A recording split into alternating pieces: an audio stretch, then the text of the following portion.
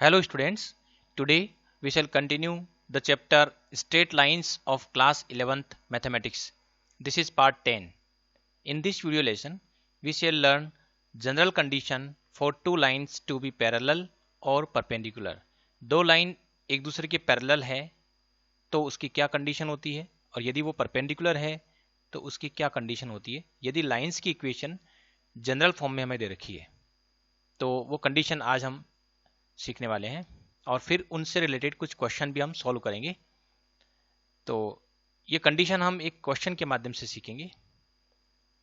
Question है show that two lines a1x plus b1y plus c1 is equal to 0 and a2x plus b2y plus c2 is equal to 0 where b1 b2 is not 0 are parallel if a1 upon a2 is equal to b1 upon b2 and perpendicular if a1 a2 plus b1 b2 is equal to 0। तो ये दो line की equation दे रखी है। ये parallel तो तब होगी यदि ये कंडीशन फुलफिल हो रही है, परपेंडिकुलर तब होगी यदि ये कंडीशन फुलफिल हो रही है। इसको हमें शो करना है, यानी ये एक तरह से कंडीशन है, जनरल कंडीशन जो हमें याद भी रखनी है और इसे हमें प्रूव भी करना है। तो चलिए शुरू करते हैं। तो हम जानते हैं दो लाइंस एक दूसरे की पैरेलल तब होती है जब उनका स्लोप इक्वल होता है। तो हम सबसे पहले जो है जो भी इक्वेशन हमें दे रखी है उनका स्लोप हमें फाइंड आउट करना पड़ेगा और स्लोप हम फाइंड आउट कर सकते हैं यदि हम इन इक्वेशंस को स्लोप इंटरसेप्ट फॉर्म में लिख दें। तो ये जो जनरल इक्वेशन है a1x plus b1y plus c1 is equal to 0, इसमें हम इसको ऐसे लिख सकते हैं b1y is equal to minus a1x minus c1 और इसमें भी फिर y इज इक्वल टू लिख सकते हैं इसको। तो y इज इक्वल टू हो जाएगा minus a1 upon b1 x और हो जाएगा माइनस c1 अपॉन b1। इसी तरह दूसरी जो इक्वेशन है वो है a2x plus b2y plus c2 is equal to 0। इसको भी हम स्लोप इंटरसेप्ट फॉर्म में इस तरह से लिख सकते हैं। पहले लिखेंगे b2y is equal to minus a2x minus c2 और फिर इसमें हम लिख सकते हैं y is equal to minus a2 upon b2 x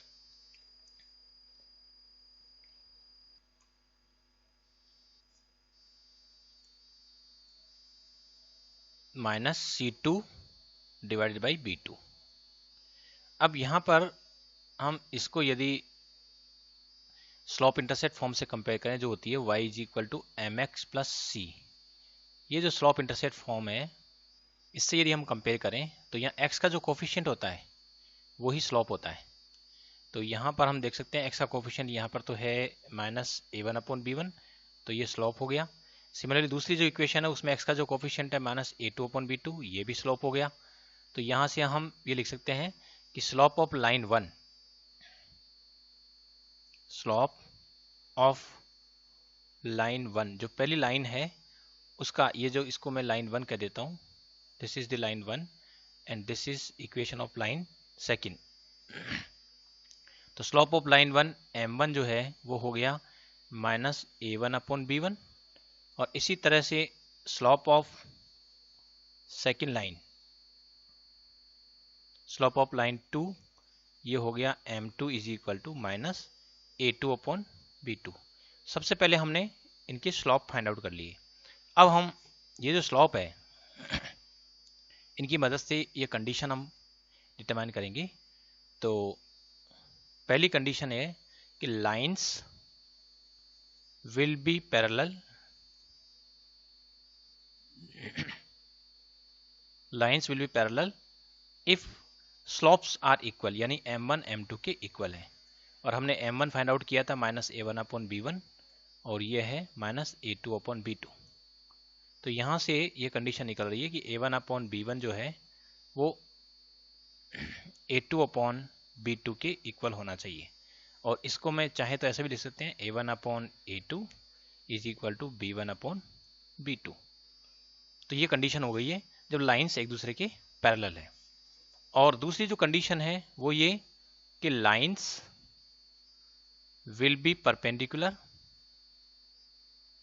perpendicular if, condition क्या है, lines will be perpendicular if product of their slopes is equal to -1, ये हम जानते हैं। तो यहाँ से हम लिखेंगे माइनस A1 अपॉन B1 और दूसरी जो है वो है माइनस A2 अपॉन B2। इनका जो प्रोडक्ट है वो क्या होना चाहिए, -1 के इक्वल होना चाहिए। यहाँ से हम लिख सकते हैं A1 A2 is equal to minus B1 B2 और इसको यदि मैं ट्रांसपोज करके लिखता हूँ तो ये हो गया A1 A2 plus B1 B2 is equal to 0। तो ये दूसरी कंडीशन हो गई है। तो लाइंस अगर परपेंडिकुलर तो ये कंडीशन है, लाइंस अगर पैरेलल है तो ये कंडीशन है। अब हम इन दोनों कंडीशंस को थोड़ा ध्यान से देखते हैं। देखिए लाइन 1 जो थी, क्योंकि इसको हमें अप्लाई भी करना है, ये कंडीशन हमें सीखनी है और इसको बाद में हमें क्वेश्चन सॉल्व करने में अप्लाई भी करना है, तो थोड़ा हमें अच्छी तरह से समझना पड़ेगा कि ये कंडीशन हम किस तरह से अप्लाई करेंगे। तो इन दोनों कंडीशंस को हम थोड़ा समझ लेते हैं कि ये क्या करना चाह रही है। लाइन 1 ये थी और लाइन 2 ये थी। अब आप यहाँ देखिए कि लाइंस एक दूसरे की पैरेलल कब होगी, जब इसमें जो x के कोफिशिएंट है उनको हम आपस में डिवाइड कर दें और जो y के कोफिशिएंट है उनको यदि मैं आपस में डिवाइड कर दूं तो वो इक्वल होना चाहिए। यानी कि जो x और y के जो कोफिशिएंट्स है दे मस्ट बी प्रोपोर्शनल, एक दूसरे के प्रोपोर्शनल होना चाहिए। x के कोफिशिएंट्स का रेशियो और y के जो कोफिशिएंट्स है उनका रेशियो अगर इक्वल है तो we can immediately say that the lines are parallel. और परपेंडिकुलर की क्या कंडीशन है, परपेंडिकुलर में जो x के कोफिशिएंट है उनका प्रोडक्ट और जो y के कोफिशिएंट है उनका प्रोडक्ट कर लें और उनका सम करें तो वो 0 होना चाहिए, तब कह देंगे कि वो लाइंस एक दूसरे के परपेंडिकुलर है। एक तो ये इंप्लीकेशन है। दूसरा एक चीज और देखिए, जैसे मान लीजिए पहली लाइन थी हमारे पास A1x plus B1y plus C1 is equal to 0, ये थी आपकी लाइन 1। ये सपोज लाइन 1 है, इसको कर देते हैं लाइन 1। और लाइन जो 2 है वो थी A2x plus B2y plus C2 is equal to 0। अब पहली कंडीशन को फिर से समझते हैं हम, L1 is parallel to L2, तो इसका मतलब हुआ कि M1 is equal to M2 और इसका इम्प्लीकेशन हमने निकाला था कि A1 अपॉन A2 जो है वो B1 अपॉन B2 के इक्वल है। और इसको मैं यूं भी लिख सकता हूं, let us suppose it is equal to K से, तो यहां से मैं A1 है इसकी वैल्यू लिख सकता हूं A2K और जो B1 है इसकी वैल्यू लिख सकता हूं B2K। और अगर ये वैल्यू मैं इक्वेशन 1 में सब्स्टिट्यूट करूं तो देखिए क्या होता है, ये हो जाएगा A2KX plus B2KY plus C1 is equal to 0। और इसमें यदि मैं K से इसको डिवाइड कर दूं तो देखिए ये हो जाएगा A2X plus B2Y plus C1 upon K is equal to 0।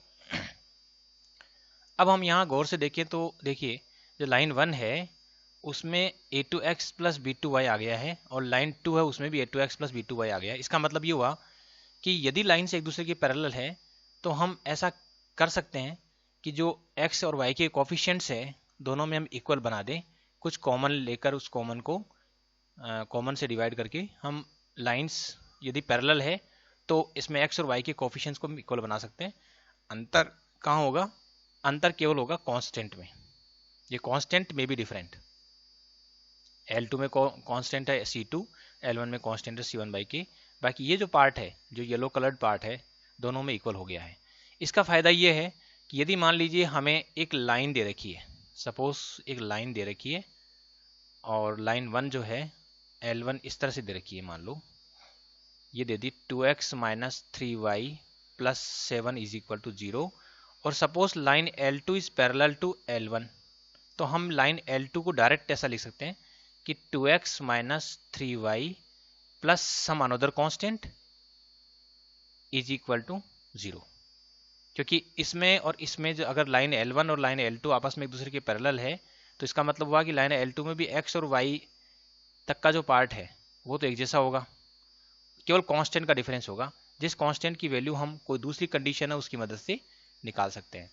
तो ये भी एक तरीका हुआ कि एक गिवन लाइन के पैरेलल को दूसरी लाइन हमें लिखनी है तो हम इस तरह से कर सकते हैं। इसी तरह दूसरी कंडीशन देखिए, एक और पेज ले लेते हैं।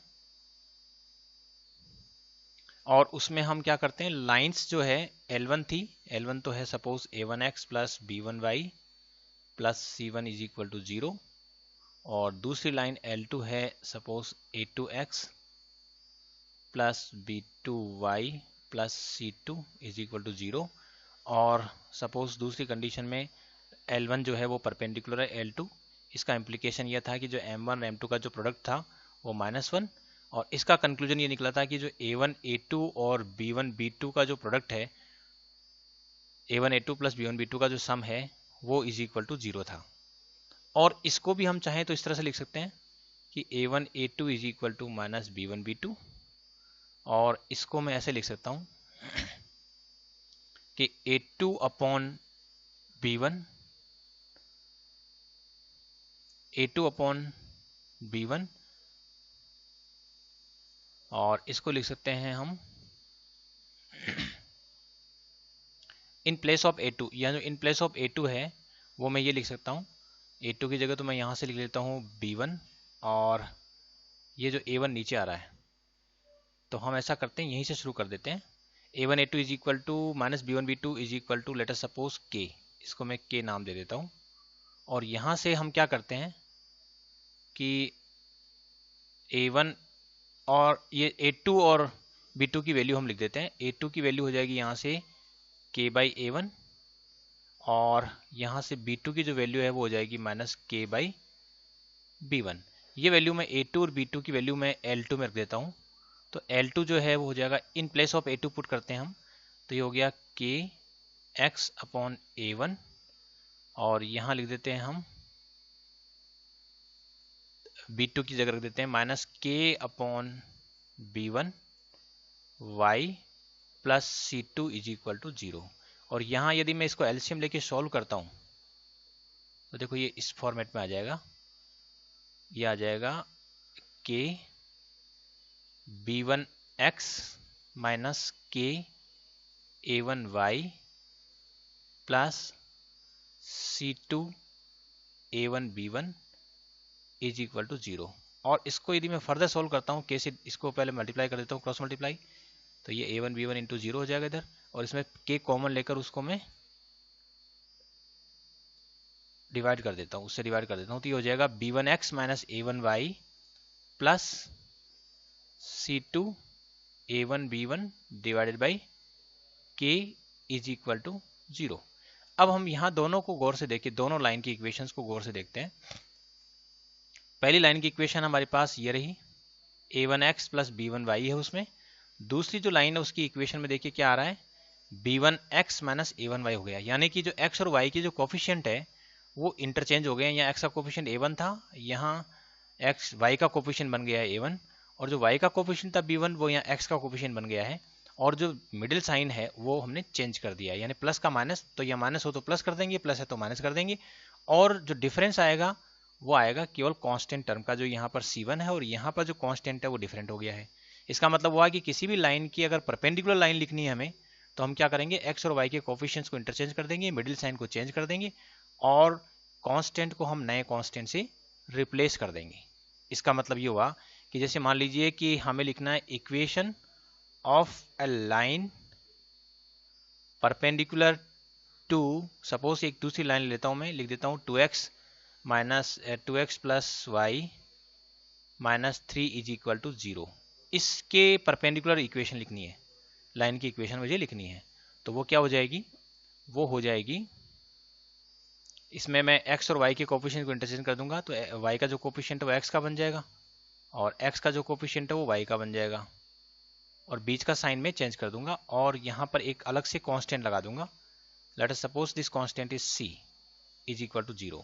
तो इस लाइन के परपेंडिकुलर यदि मुझे इक्वेशन लिखनी है तो मैं डायरेक्ट लिखूंगा, x और y के कोफिशिएंट्स इंटरचेंज कर देंगे, बीच के साइन को चेंज कर देंगे, और एक अनदर कांस्टेंट लगा देंगे, और इस अनदर कांस्टेंट की जो वैल्यू है it will be determined by some another condition which is given on the line. इस लाइन पर कोई एक अलग से कंडीशन दे रखी होगी, हो सकता है ये लाइन किसी दूसरे पॉइंट से पास हो रही है, हो सकता है इस लाइन का जो x इंटरसेप्ट या y इंटरसेप्ट हमें दे रखा हो सकता है इस लाइन के किसी पर्टिकुलर पॉइंट से डिस्टेंस दे रखी हो, तो with the help of the other condition we can find out this constant c, और इस तरह से जो है हम परपेंडिकुलर लाइन की इक्वेशन लिख सकते हैं। तो ये फायदा है इन जनरल कंडीशंस का। तो अब तक हमने क्या सीखा, एक बार फिर से रिवाइज कर लेते हैं। ये दो लाइन थी जिनकी जनरल इक्वेशन हमें दे रखी है। वो पैरेलल कब होगी, यदि x के जो कोफिशिएंट्स है उनका रेशियो और y के जो कोफिशिएंट्स है उनका रेशियो इक्वल है। परपेंडिकुलर कब होगी, यदि x के कोफिशिएंट्स का प्रोडक्ट और y के कोफिशिएंट्स का प्रोडक्ट करके यदि हम सम करें तो वो जीरो हो जाए, तो वो परपेंडिकुलर की कंडीशन है। दूसरा हमने सीखा कि इन कंडीशंस का फायदा ये है कि हम किसी गिवन लाइन के पैरेलल यदि हमें लाइन लिखनी है तो हम आसानी से लिख सकते हैं। हमें क्या करना है, जो गिवन लाइन है उसके जो x और y तक का जो पार्ट है वो एज इट इज रख लेंगे और कांस्टेंट को नए कांस्टेंट से रिप्लेस कर देंगे, जिस नए कांस्टेंट की वैल्यू हम किसी दूसरी कंडीशन के माध्यम से फाइंड आउट करेंगे। तो we can write equation of a line which is parallel to the given line simply by replacing constant with some another constant. और यदि मुझे परपेंडिकुलर लाइन की इक्वेशन लिखनी है तो मुझे क्या करना है, x और y के कोफिशिएंट्स को इंटरचेंज करके नेगेटिव साइन लगा देना है और कांस्टेंट को एक नए कांस्टेंट से रिप्लेस कर देना। तो ये एक ट्रिक है जिसकी मदद से हम पैरेलल या परपेंडिकुलर लाइन की इक्वेशन तुरंत लिख सकते हैं। अदरवाइज हम यदि पैरेलल लाइन की इक्वेशन लिखनी है तो तरीका ये भी है कि पहले जो गिवन लाइन है उसका स्लोप निकाल लें और जो हमें लाइन की इक्वेशन लिखनी है उसका स्लोप भी उतना ही हो जाएगा, क्योंकि m1 is equal to m2, उससे भी कर सकते हैं। और यदि हमें एक लाइन की इक्वेशन दे रखी है उसके परपेंडिकुलर लाइन की इक्वेशन लिखनी है तो जो गिवन लाइन है उसका स्लोप निकाल कर उसके परपेंडिकुलर लाइन का स्लोप हम आसानी से निकाल सकते हैं, क्योंकि m1 m2 is equal to -1 होता है। तो वैसे भी हम कर सकते हैं। तो दो मेथड है जिनकी मदद से हम किसी भी लाइन उसके पैरेलल या परपेंडिकुलर लाइन की इक्वेशन हम लिख सकते हैं। तो चलिए हम कुछ क्वेश्चन सोल्व करते हैं दोनों मेथड्स को काम में लेते हुए। ये कह रहा है find equation of the line parallel to the line and passing through the point. तो इसको हम सॉल्यूशन शुरू करते हैं और इसका सॉल्यूशन हम दो मेथड से करेंगे। सबसे पहले मेथड नंबर 1, इसमें हम क्या करेंगे कि जो हमें लाइन की इक्वेशन फाइंड आउट करनी है वो इस गिवन लाइन के पैरेलल है। तो पहले तो इस लाइन का स्लोप हम फाइंड आउट कर लेते हैं। तो इसका स्लोप फाइंड आउट करने के लिए पहले इसको हमें इंटरसेप्ट फॉर्म में अरेंज करना पड़ेगा, स्लोप इंटरसेप्ट फॉर्म में अरेंज करना पड़ेगा। तो पहले इसको मैं स्लोप इंटरसेप्ट फॉर्म में अरेंज कर लेता हूँ। ये हो जाएगा -4y is equal to -3x -2 और फिर -4 से डिवाइड कर देता हूँ तो ये हो गया 3/4x और ये हो जाएगा +2/4 यानी कि 1/2। यहाँ से इस लाइन का स्लोप हमें पता लग गया है। तो slope of the line is equal to 3/4 और ये जो स्लोप आ रहा है this is also the slope of the required line. जो हमें लाइन हमें चाहिए उस लाइन का स्लोप भी यही हो गया, क्योंकि जो रिक्वायर्ड लाइन है this is parallel to the given line. Now this line required line जो है वो इस पॉइंट से पास भी हो रही है। तो रिक्वायर्ड लाइन का जो इक्वेशन है या डिजायर्ड लाइन है उसकी इक्वेशन हम डायरेक्ट लिख सकते हैं। कैसे लिखेंगे, पॉइंट स्लोप फॉर्म हमारे पास होती है y - y1 is equal to mx - x1। इसमें हम वैल्यू पुट कर देंगे y - y1 यहाँ पर दे रखा है। ये पॉइंट जो गिवन पॉइंट है वो x1 y1 का काम कर रहा है।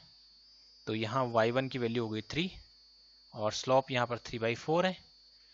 तो x - x1 की वैल्यू जो है यहाँ पर हो गई -2, तो ये हो गया +2। फिर इसको हम फर्दर सोल्व कर लेंगे। ये हो गया 4y - 12 है इज इक्वल टू 3x + 6 और इसको यदि मैं फर्दर सोल्व करता हूँ तो ये हो जाएगा 3x - 4y + 18 is equal to 0। 3x - 4y + 18 is equal to 0। तो एक तरीका तो ये रहा। अब इसी क्वेश्चन को हम दूसरे तरीके से सोल्व करेंगे। तो एक पेज और ले लेते हैं और इस क्वेश्चन को हम वहां पर वापस ले लेते हैं। चलिए इस क्वेश्चन को हम यहाँ ले लेते हैं और अब हम मेथड 2 से इसी क्वेश्चन को सोल्व करेंगे। अभी हमने जो टेक्निक सीखी उसका उपयोग करते हैं, फिर देखिए कि ये जो है कितना अच्छा रहता है। इसमें जो है इक्वेशन ऑफ रिक्वायर्ड लाइन हम डायरेक्ट लिख सकते हैं, क्योंकि रिक्वायर्ड लाइन जो इक्वेशन ऑफ लाइन रिक्वायर्ड जो हमें लाइन चाहिए that line is parallel to the equation of a line. इसको हम ऐसे लिखते हैं थोड़ा, equation of line parallel to the given line, parallel to the given line. Given line हमारे पास 3x - 4y + 2 is equal to 0। तो इसके जो पैरेलल जो लाइन की इक्वेशन हम डायरेक्ट लिख सकते हैं। क्या करेंगे, इसमें केवल कांस्टेंट को एक नए कांस्टेंट से रिप्लेस कर देंगे, बाकी वो एज इट इज रखेंगे। 3x - 4y + c is equal to 0 या +k इक्वल टू 0 ये लिख सकते हैं। This is the required line. अब now this line is passing through the point line 1 is passing through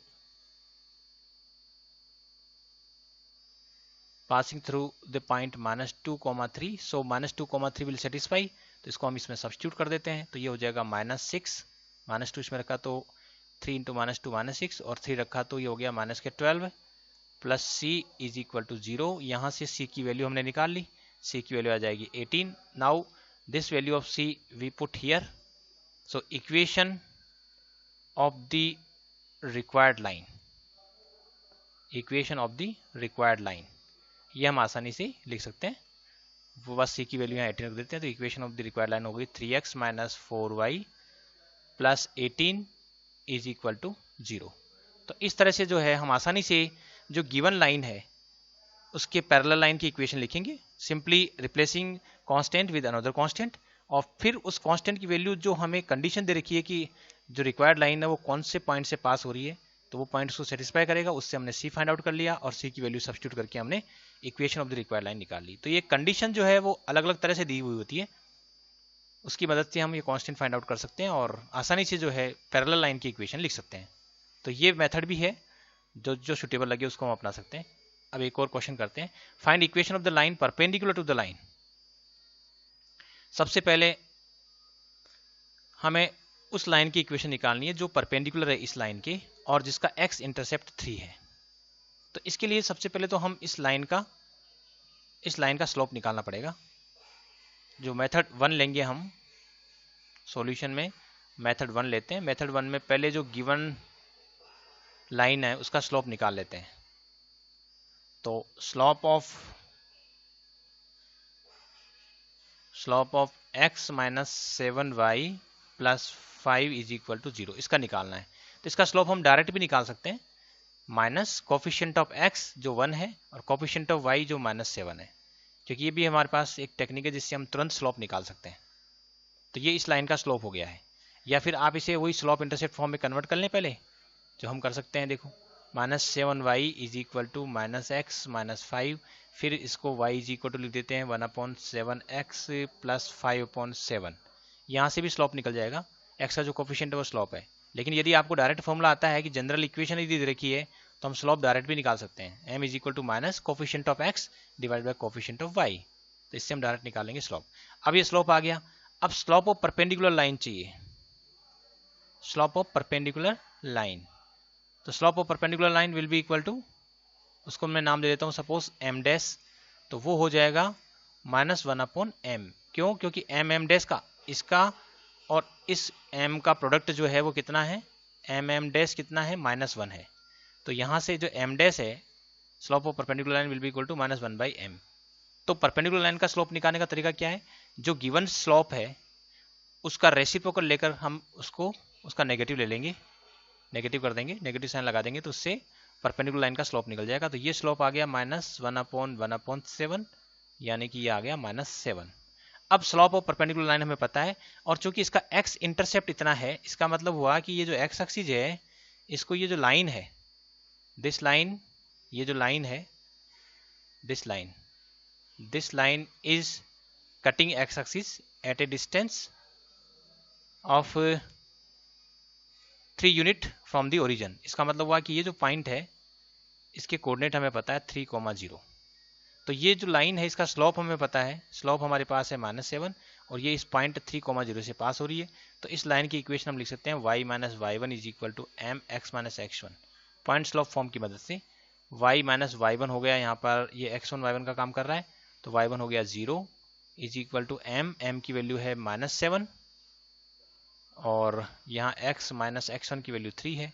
तो यहाँ से इक्वेशन आ गई है y is equal to -7x plus 21. और इसको मैं ऐसे भी लिख सकता हूँ 7x plus y minus 21 is equal to 0. तो एक तरीका तो ये रहा, लेकिन एक दूसरा तरीका जो अभी अभी हमने जनरल कंडीशन पढ़ी है उसकी मदद से भी हम कर सकते हैं. वो कैसे करेंगे, चलिए शुरू करते हैं. सबसे पहले तो हम इसको यहाँ से इस क्वेश्चन को नेक्स्ट पेज पर ले लेते हैं और अब हम इसको दूसरे मेथड से सॉल्व करते हैं। तो मेथड नंबर 2 ले लेते हैं और उसमें हमें जो लाइन हमें दे रखी है उसके परपेंडिकुलर लाइन की इक्वेशन लिखनी है। तो equation of a line perpendicular to the given equation x minus 7y plus 5 is equal to 0, ये हम डायरेक्ट लिख सकते हैं। और वो क्या हो जाएगी, वो हो जाएगी केवल x और y के जो कोफिशिएंट्स हैं उनको इंटरचेंज कर देंगे। तो 7x और इधर y कर देते हैं, यानी x का जो कोफिशिएंट है 1 वो तो y का कोफिशिएंट बना दिया, और y का जो कोफिशिएंट है 7 वो इधर बना दिया, और बीच का साइन माइनस है तो इसको मैं प्लस कर देता हूँ। और प्लस एक अनदर कांस्टेंट लगा देते हैं c, जिसकी वैल्यू बाद में हमें फाइंड आउट करनी। तो this is the equation of a line which is perpendicular to the given line. Now we have to simply find out the value of c। अब now since this line is having x intercept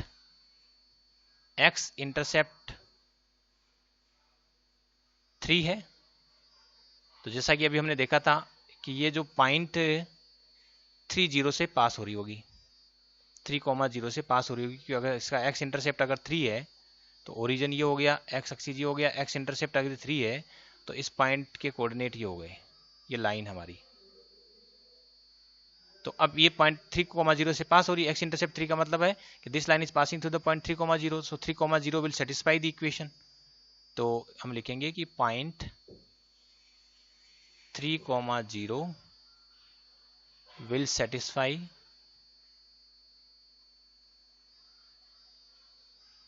the equation. और अगर ये satisfy कर रहा है, what does it mean, it means we can put in place of x and y 3 and 0। तो यहाँ 3 रखते हैं, तो ये हो गया 7 इंटू 3 प्लस वाई की जगह 0 पुट कर देंगे, plus c is equal to 0। यहाँ से सी की वैल्यू निकल गई, सी की वैल्यू आ गई -21, और ये -21 जब हम वापस इसमें सब्स्टिट्यूट कर देंगे, ये सी की जो वैल्यू आई वो इसमें सब्स्टिट्यूट कर देते हैं, और इसमें सब्स्टिट्यूट करने के बाद हमारी जो इक्वेशन है वो किस में कन्वर्ट हो गई, ये हो गई 7x plus y -21 is equal to 0। तो ये भी एक तरीका है जिससे हम आसानी से परपेंडिकुलर लाइन की इक्वेशन तुरंत लिखेंगे, केवल x और y के कोफिशिएंट्स इंटरचेंज करके, बीच में प्लस की जगह माइनस लगा के, और तुरंत जो है यहाँ माइनस था तो प्लस लगा दिया, और फिर जो कांस्टेंट है उसकी वैल्यू हम दूसरी कंडीशन जो हमें दे रखी है कि इसका x इंटरसेप्ट 3 है, उससे पता लग रहा है कि ये 3,0 से पास हो रही है, तो 3,0 से पास हो रही है, 3,0 इसको सेटिस्फाई करेगा। इससे हमने c फाइंड आउट कर लिया, c की वैल्यू इसमें सब्स्टिट्यूट कर दी। इस तरह से भी हम आसानी से परपेंडिकुलर लाइन की इक्वेशन लिख सकते हैं विद द गिवन कंडीशन। एक और क्वेश्चन हम सोल्व करेंगे। Find the coordinates of the foot of perpendicular from the point two the line. अब इस क्वेश्चन को थोड़ा ध्यान से करेंगे हम। इसमें जो पूछा क्या है पहले उसको समझ लेते हैं। एक लाइन है हमारे पास, सपोज रफ फिगर बना लेते हैं हम, तो सपोज ये लाइन है, और ये जो लाइन है इसकी इक्वेशन हमें दे रखी है। सपोज दिस लाइन, और इस लाइन की जो इक्वेशन है वो हमें ये दे रखी है, this is the equation of this line. और एक पॉइंट है यहाँ पर, कहीं ना कहीं कोई पॉइंट है, और ये पॉइंट है -1,3 पॉइंट है। लेट अस सपोज ये -1,3 पॉइंट है, और अगर इस पॉइंट से मैं परपेंडिकुलर ड्रॉ करूं तो परपेंडिकुलर भी ड्रॉ कर लेते हैं। एक और लाइन ड्रॉ करते हैं हम, which is passing through this point.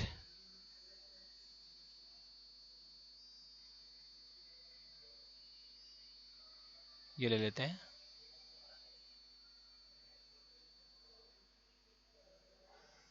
ये मैंने लाइन ड्रॉ कर दी है, और ये जो लाइन है इसकी थिकनेस हम बढ़ा लेते हैं।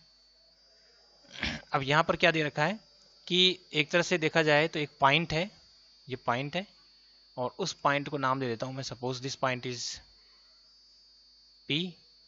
और इस पॉइंट का जो, इस पॉइंट से यदि मैं इस पर परपेंडिकुलर ड्रॉ करता हूं गिवन लाइन पर, तो जो find the coordinates of the foot of perpendicular, यानी यहां से मैं जब परपेंडिकुलर ड्रॉ किया मैंने,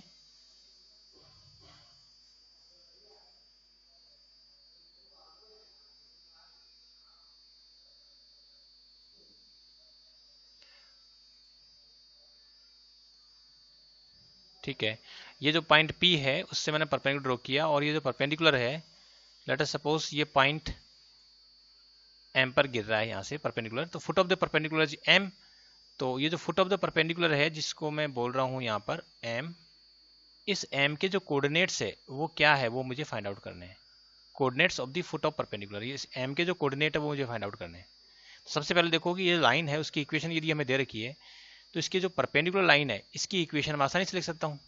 तो equation of the line perpendicular to the given line, जो गिवन लाइन हमारे पास ये है 3x minus 4y minus 16 is equal to 0। ये जो लाइन है इस लाइन के 3x minus 4y minus 16 is equal to 0, इस लाइन के परपेंडिकुलर लाइन की जो इक्वेशन है वो हम डायरेक्ट लिख सकते हैं। वो हो जाएगी हमारे पास, सीधे x और y के कोएफिशिएंट्स इंटरचेंज कर देते हैं। ये हो गया 4x plus 3y plus c is equal to 0, क्योंकि x और y के कोएफिशिएंट्स इंटरचेंज कर दें और माइनस बीच का जो साइन है वो उसको चेंज कर देते हैं। तो 4x plus 3y plus c equal to 0, this is the equation of line which is perpendicular to the given line, इसके परपेंडिकुलर है।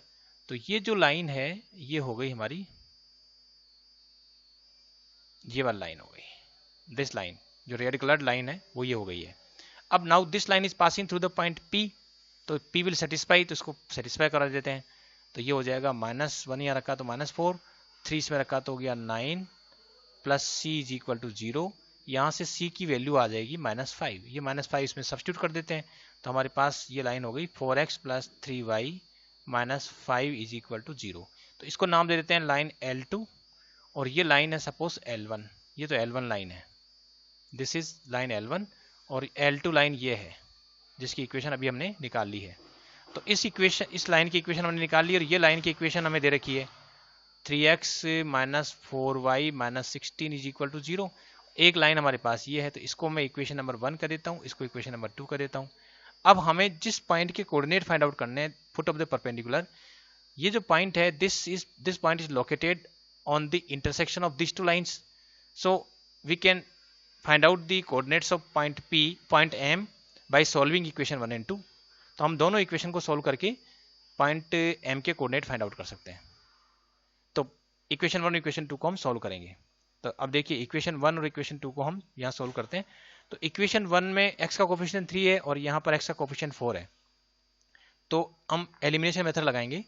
तो इसमें पहले इक्वेशन 1 जो है उसको मैं 4 से इंटू कर देता हूँ, और इक्वेशन जो 2 है उसको मैं 3 से इंटू कर देता हूँ। उससे क्या होगा, x के कोफिशिएंट्स इक्वल हो जाएंगे। तो इसको मैं यदि 4 से इंटू करता हूँ तो ये हो गया 4 3 12x minus 4 4 16y minus 64 is equal to 0। ये तो हो गया 4 से मल्टीप्लाई करने पर। और इसी तरह से इक्वेशन 2 जो है उसको यदि 3 से मल्टीप्लाई कर देते हैं तो ये हो जाएगा 12x, ये हो जाएगा प्लस का 9y, और ये हो जाएगा -15 इज इक्वल टू 0। अब यदि मैं इनको सब्ट्रैक्ट करता हूँ तो सब्ट्रैक्ट करने पर एक तरह से साइन चेंज हो रहा है, तो साइन चेंज कर देते हैं। इसका साइन हो गया माइनस, इसका प्लस हो गया। और यदि मैं अब देखूँ तो इसमें ये वाला पार्ट 12x कैंसिल आउट हो रहा है, क्योंकि एक प्लस 12x है एक माइनस 12x है। ये हो गया -16y, ये -9y, तो हो गया माइनस का 25y, और यहाँ पर -64 प्लस 15 है, तो ये हो जाएगा -49 इज इक्वल टू 0। इसको आराम से सोल्व करके y की वैल्यू निकाल सकते हैं। ये हो गई -49 डिवाइड बाई 25, तो ये तो आ गई y की वैल्यू। तो इस पॉइंट M का जो y कोऑर्डिनेट है वो हमने पता लगा लिया है, वो है -49 डिवाइड बाई 25। अब हम y की वैल्यू इसमें आसानी से सब्स्टिट्यूट कर सकते हैं किसी भी इक्वेशन 1 या 2 में। तो late us suppose in equation 2 में मैं इसकी वैल्यू पुट कर देता हूँ, एक पेज हमें लेना पड़ेगा एक्स्ट्रा। ये इक्वेशन भी लिखनी है, ये लिखनी है 4x plus 3y minus 5 is equal to 0। तो 4x माइनस कितना है देखते हैं, ये 4x plus 3y minus 5, 4x plus 3y minus 5 is equal to 0, और y की जो वैल्यू है वो आई थी -49 डिवाइड बाई 25। अब ये y की वैल्यू इसमें हम सब्स्टिट्यूट करेंगे, तो ये हो जाएगा 4x is equal to 5 minus 3y, हो गया 4x is equal to 5 minus 3 into -49 divided by 25। 4x is equal to 5/1 plus 3 9 27, 3 4 12 और 2 14, तो 147 डिवाइडेड बाई 25। अब हम एलसीएम ले लेते हैं, ये हो गया 25, ये 125 plus 147, 4x is equal to इतना आ गया है। और इसको फर्दर सोल्व करते हैं तो ये आ जाएगा 4x इज इक्वल टू 7 5 12 है, और 14 और ये हो गया 26 और ये 27 डिवाइड बाई 25 है। अब x की वैल्यू इस 4 से इसको डिवाइड कर देते हैं तो 4 6 जा 24, 3 4 8 जा 32, तो ये आ गया 68 डिवाइड बाई 25। तो x ये निकल चुका है। तो एक तरह से ये जो लाइन हमें दे रखी थी और एक ये बाहर एक पॉइंट था जिसके की कोऑर्डिनेट हमें दे रखे थे -1,3। देखिए फिर से देख लेते हैं। ये था हमारे पास, ये था पॉइंट P जिसके कोऑर्डिनेट -1,3 था, और यहाँ से इस पर जब परपेंडिकुलर ड्रॉ करते हैं तो उस पॉइंट M के कोऑर्डिनेट चाहिए थे। तो M का जो y कोऑर्डिनेट है वो तो -49/25 है, और इसका जो x कोऑर्डिनेट है वो अभी हमने निकाला है 68/25। तो यहाँ से जब इस पर हमने परपेंडिकुलर ड्रॉप किया, सपोज ये मैंने परपेंडिकुलर ड्रॉप किया है और ये foot of the perpendicular later suppose M है और ये P था, तो इस M पॉइंट के जो कोऑर्डिनेट है वो हमने फाइंड आउट कर लिए। इसका x कोऑर्डिनेट तो कितना है 68 डिवाइडेड बाई 25, और इसका जो y कोऑर्डिनेट है वो हमने पहले फाइंड आउट कर लिया, ये रहा -49 डिवाइडेड बाई 25। तो गिवन लाइन के परपेंडिकुलर, गिवन लाइन पर यदि मैं पॉइंट P से परपेंडिकुलर ड्रॉप करता हूं तो foot of the perpendicular M के जो कोऑर्डिनेट है वो हमने फाइंड आउट कर लिए हैं। तो इस तरह से हम जो पैरेलल लाइंस और परपेंडिकुलर लाइंस से रिलेटेड जो प्रॉब्लम्स है उनको आसानी से सॉल्व कर सकते हैं। Thanks for watching this video.